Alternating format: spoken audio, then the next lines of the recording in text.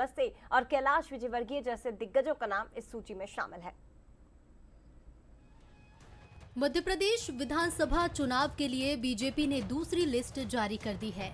दूसरी लिस्ट जारी करके बीजेपी ने एक बार फिर राजनीतिक पंडितों को चौंका दिया है। दूसरी लिस्ट में पार्टी ने दिग्गज नेताओं को मैदान में उतारा है। 39 उम्मीदवारों की दूसरी सूची में 3 केंद्रीय मंत्रियों को मोर्चे पर उतार दिया गया है। इसके साथ ही पार्टी ने 4 सांसदों को भी चुनावी महाभारत में उतरने का आदेश दिया है। तो वहीं पार्टी ने एक बार फिर कैलाश विजयवर्गीय को मुकाबले में उतारा है। बीजेपी की दूसरी लिस्ट दिग्गजों पर दांव। केंद्रीय मंत्री नरेंद्र सिंह तोमर दिमनी, केंद्रीय मंत्री प्रहलाद सिंह पटेल नरसिंहपुर, केंद्रीय मंत्री फग्गन सिंह कुलस्ते निवास, सतना सांसद गणेश सिंह सतना, सीधी सांसद रीति पाठक सीधी, जबलपुर सांसद राकेश सिंह जबलपुर पश्चिम, नर्मदापुरम सांसद राव उदय प्रताप सिंह गाडरवारा, कैलाश विजयवर्गीय इंदौर 1, इमरती देवी डबरा, रघुराज कंसाना मुरैना, हिरेंद्र सिंह बंटी बना राघवगढ़, विवेक बंटी साहू छिंदवाड़ा, अमरीश शर्मा गुड्डू लहार, श्रीकांत चतुर्वेदी मैहर। 39 नामों की दूसरी सूची से स्पष्ट है कि बीजेपी 2023 का चुनाव जीतने के लिए कोई कोर कसर बाकी नहीं छोड़ना चाहती। ऐसी परिस्थिति में जब पार्टी कोई फैसला करती है, एक कार्यकर्ता के नाते मैं गौरवान्वित भी महसूस करता हूं और पार्टी का आभारी भी हूं। मैं आज संकल्प दोहराता हूं कि 2003 में जिस प्रकार कांग्रेस का सफाया हुआ था, 2023 में छिंदवाड़ा में 100% जगह पर भारतीय जनता पार्टी के विधायक होंगे। बीजेपी ने केंद्रीय मंत्रियों और सांसदों को टिकट देकर ये साफ संदेश दिया है कि पार्टी हित से बड़ा कुछ नहीं है। पार्टी ने जिस तरह से मैहर से नारायण त्रिपाठी का टिकट काटा है, उससे पार्टी ने ये भी साफ करने की कोशिश की है कि पार्टी छोड़कर जा रहे और विरोध करने वाले नेताओं से उसे कोई फर्क नहीं पड़ता। बीजेपी 2023 के विधानसभा चुनाव को किसी युद्ध की तरह लड़ती दिखाई दे रही है। तभी तो केंद्रीय नेतृत्व ने सारे सूत्र अपने हाथ में लेकर प्रदेश लीडरशिप में गुटबाजी और आपसी मनमुटाव की हर अटकल पर विराम लगा दिया है। बीजेपी ने पहली सूची में भी 39 नामों का ऐलान किया था, उसका विरोध भी हुआ था, लेकिन पार्टी नेतृत्व ने उसकी कोई भी चिंता नहीं की। पार्टी ने मुझ पर विश्वास जताया है। मैं पूरा प्रयास करूंगा कि सब लोगों को साथ लेकर और श्योपुर विधानसभा क्षेत्र से भारतीय जनता पार्टी को विजय मिले। शीर्ष नेतृत्व ने मुझे टिकट देकर ये जिम्मेदारी दी है चुनाव लड़ने की, और निश्चित रूप से उनकी भावनाओं पे मैं खरा उतरने का पूरा प्रयास करूंगा। भारतीय जनता पार्टी विकास के मुद्दों पर वहां पर चुनाव लड़ेगी, क्योंकि 75 साल से वहां पर कांग्रेस के विधायक वहां पर है, कोई विकास के कार्य नहीं हुए। लेकिन भारतीय जनता पार्टी की सरकार जब 2013 से 2018 तक रही तो 2000 करोड़ रुपए के वहां पर काम करवाए। विकास के मुद्दों पर भारतीय जनता पार्टी विजयी होगी। बीजेपी को उम्मीद है कि बड़े नेताओं को मैदान में उतारने से कार्यकर्ताओं का उत्साह बढ़ेगा। इतना ही नहीं, पार्टी को इस कदम से आसपास की सीटों में फायदा मिलने की भी उम्मीद है। Bureau report, Bansal news. तो बीजेपी ने दूसरी लिस्ट जारी कर सभी को चौंका दिया और इसी पर बातचीत के लिए सीधा रुक करेंगे हमारे साथ एग्जीक्यूटिव एडिटर मनोज। दूसरी लिस्ट सामने आई, एक बार फिर से 39 का दाव चला, लेकिन सभी को चौंका दिया। कोई कोर कसर बीजेपी नहीं छोड़ना चाहती है सत्ता के शिखर तक फिर से पहुंचने के लिए, क्योंकि सांसदों को भी मैदान में उतारा, हमने देखा केंद्रीय मंत्रियों को भी मैदान में उतारा।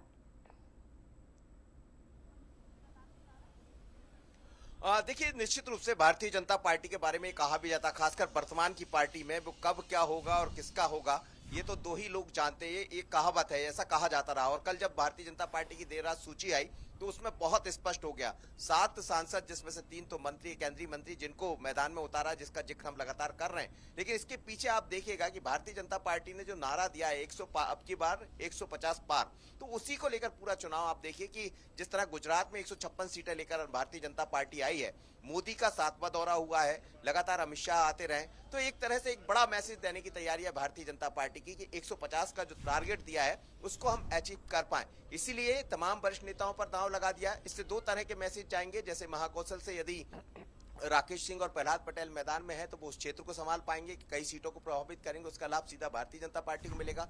यदि नरेंद्र सिंह तोमर ग्वालियर चंबल से चुनाव लड़ रहे हैं, दिमनी से, तो उसका लाभ उस क्षेत्र में पार्टी को मिलेगा। इसी तरह कैलाश विजयवर्गीय यदि आसपास की 5-7 सीटों को प्रभावित सीधे तौर पर करेंगे, इसलिए उनको इंदौर से उतारा, तो बहुत रणनीतिक तौर पर फग्गन सिंह कुलस्ते एक जनजाति की नेता, आदिवासी नेता है, मंडला और डिंडोरी में जे भी महाकौशल में आता तो उसका सीधा प्रभाव पड़ेगा। तो बहुत रणनीतिक तौर पर भारतीय जनता पार्टी ने अपनी पूरी जो 39 लोगों की सूची उसको देखकर कहा जा सकता है नारायण त्रिपाठी जैसे लोगों का टिकट काट देना ये बताता है।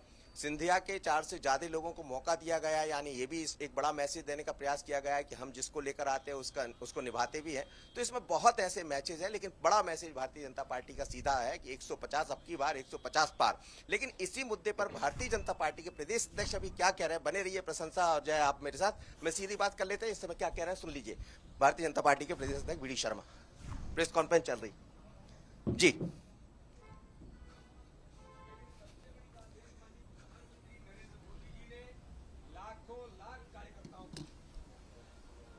मध्य प्रदेश के प्रत्येक बूथ के कार्यकर्ताओं को नई ऊर्जा और उत्साह के साथ जो भरा है, तो भारतीय जनता पार्टी का मध्य प्रदेश का प्रत्येक बूथ का कार्यकर्ता, आपने देखा होगा कल ये भूमि भाजपा के कार्यकर्ताओं की भूमि थी। भोपाल के कोने कोने में भाजपा का कार्यकर्ता ही दिखाई दे रहा था। कमल का फूल, भारतीय जनता पार्टी का झंडा और भाजपा की टोपी और दुपट्टा लिए हुए भारतीय जनता पार्टी के लाखों लाख कार्यकर्ता कल भोपाल के अंदर थे।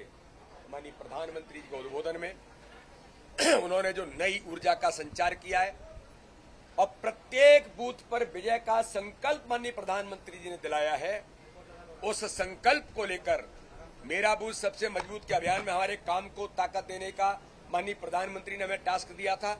माननीय अमित शाह जी ने काम करने के लिए हमें जिन बातों के लिए उन्होंने भोपाल के अंदर बैठ करके हमें प्रेरित किया था, उन सारे कामों को करते हुए कार्यकर्ता यहाँ पहुंचा था और नई ऊर्जा के साथ प्रत्येक बूथ पर गया है।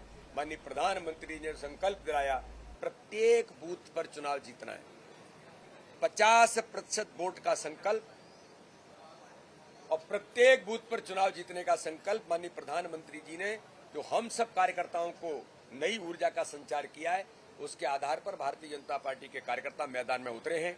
मैं आपको विश्वास के साथ कहता हूं, जो उत्साह और उमंग आपने भी दिखाया है, आपने भी लिखा है, मीडिया के मित्रों ने भी इस बात को जमीन जनता तक ले जाने का जो काम किया है कि किस प्रकार से कार्यकर्ता इतने अनुशासन के साथ कि अगर महाकुंभ समाप्त होता है तो हमारे कार्यकर्ता मिलकर के हमारे सफाई कर्मी बंधुओं के साथ उस अभियान में जुड़ जाते हैं कि इस मैदान को साफ करो, स्वच्छ बनाओ।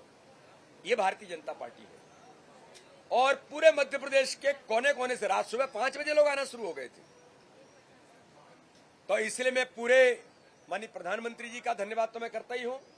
भारतीय जनता पार्टी के भोपाल के अंदर जो कार्यकर्ता पहुंचे, विभिन्न सामाजिक संगठनों ने भव्य स्वागत किया, स्टॉल लगा करके स्वागत किया। सामाजिक संगठन, सामाजिक संस्थाएं, समाज के प्रबुद्ध लोगों ने स्वागत किया और भारतीय जनता पार्टी के इस महाकुंभ में जिन्होंने प्रत्यक्ष अप्रत्यक्ष हमें सहयोग किया, चाहे प्रशासनिक होंगे, चाहे सामाजिक लोग होंगे, समाज के लोग होंगे, और भारतीय जनता पार्टी के एक एक कार्यकर्ता को जो यहाँ पर थे और जो नहीं थे, उन सब लोगों ने जो माननीय प्रधानमंत्री जी को सुना और नई ऊर्जा जो संचार माननीय प्रधानमंत्री जी ने की है, उन सारे कार्यकर्ताओं को भी बधाई और अभिनंदन के साथ उस संकल्प को लेकर के प्रत्येक बूथ पर हम चुनाव जीतेंगे। आगामी आने वाले चुनाव 2023-2024 में भारतीय जनता पार्टी ऐतिहासिक बहुमत, आज तक की सर्वाधिक सीटें जीत करके रिकॉर्ड बनाने का काम माननीय प्रधानमंत्री नरेंद्र मोदी जी ने संकल्प दिया है, उस पर काम करते हुए हम पूरा करेंगे। सर पीएम ने सर गांधी जयंती पर पीएम ने खादी और स्वच्छता को लेकर आह्वान किया है। मध्य प्रदेश में क्या अभियान चल रहा है? ये बात आपने बहुत ठीक कही। कल माननीय प्रधानमंत्री जी ने लाखों लाख कार्यकर्ताओं को कहा 2 अक्टूबर गांधी जयंती, वोकल फॉर लोकल। आगामी आने वाले दिवाली के लिए उत्पाद अपने घरों के अंदर आप लोकल बने हुए उत्पाद उपयोग करें। आत्मनिर्भर भारत, आत्मनिर्भर मध्य प्रदेश के संकल्प को प्रत्यक्ष तौर पर भूमिका निभाने का काम कार्यकर्ता करें। यही हमारी विशेषता है, यही हमारे प्रधानमंत्री हैं जो देश के लिए, गरीब कल्याण के लिए जो महाअभियान बन गए उस पर काम कर रहे हैं। तो इसलिए इस दिशा में भी मैं भी सभी कार्यकर्ताओं से कल माननीय प्रधानमंत्री ने आह्वान किया है, इसको जमीन पर उतारने का काम हमारे सभी कार्यकर्ता करेंगे। सुनिए ना, सुनिए एक विषय भाई साहब एक सेकंड और कल जो है एक रुको जी, कल भारतीय जनता पार्टी के हमारे केंद्रीय नेतृत्व ने 39 नए प्रत्याशियों की घोषणा की है। पहले 39 प्रत्याशी घोषित किए थे। हम सब थोड़ा कार्यकर्ता महाकुंभ की तैयारियों में जुट गए थे, लेकिन ये भारतीय जनता पार्टी ही है जो कॉन्फिडेंट होकर के पहले 39 किए, फिर 39 कर दिए। अभी तक 78 कितने होंगे? 78 कार्यकर्ताओं को मैदान में उतार दिया है। ये भारतीय जनता पार्टी के हमारे नेतृत्व का विल पावर है, कॉन्फिडेंस है कि उन्होंने हमारे इतने प्रत्याशियों को घोषित करके चुनावी मैदान में उतर गए हैं। और इसमें जो हमारे वरिष्ठ नेतृत्व, चाहे हमारे आदरणीय नरेंद्र सिंह तोमर होंगे, आदरणीय कैलाश जी होंगे, प्रहलाद पटेल होंगे, हमारे फग्गन सिंह कुलस्ते होंगे, ये भारतीय जनता पार्टी की ताकत है। इस ताकत को चारों कोनों पर मुस्तैद और पूरे मध्य प्रदेश के कोने कोने को ताकत के साथ मैदान में हमारे नेतृत्व ने, अनुभवी नेतृत्व, संघर्षशील नेतृत्व, जिन्होंने इस मध्य प्रदेश के काम को अपने अथक मेहनत से खड़ा किया है, आज वो मैदान में उतरे हैं और नई ऊर्जा के साथ नए नौजवानों को भी अवसर दिए हैं, हमारी बहनों को भी अवसर दिए हैं। तो ये भारतीय जनता पार्टी ही कर सकती है। भारतीय जनता पार्टी ने अपनी ताकत को मैदान में उतार दिया है। मैं केंद्रीय नेतृत्व का बहुत हृदय से आभार करता हूं। सभी प्रत्याशियों को जो पहले 39 हुए थे और फिर 39 घोषित हुए, सभी प्रत्याशियों को हार्दिक बधाई और शुभकामनाएं। कल माननीय प्रधानमंत्री के संकल्प के साथ मैदान में इस विषय राकेश जी कुछ कह रहे हैं।